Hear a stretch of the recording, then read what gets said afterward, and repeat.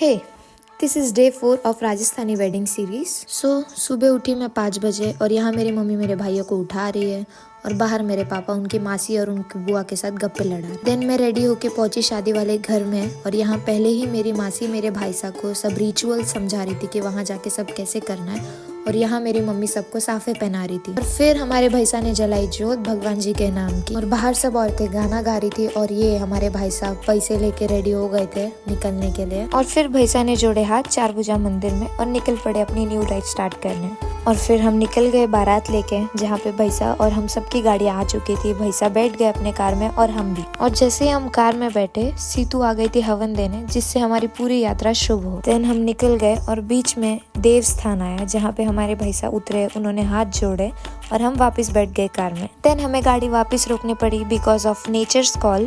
तो हमारे भैसा गए और यहाँ मेरे दोनों चाचू उनके मजे ले रहे थे। जा रही है हमारे जीवरी चिड़ी ने लेवा जा रही है।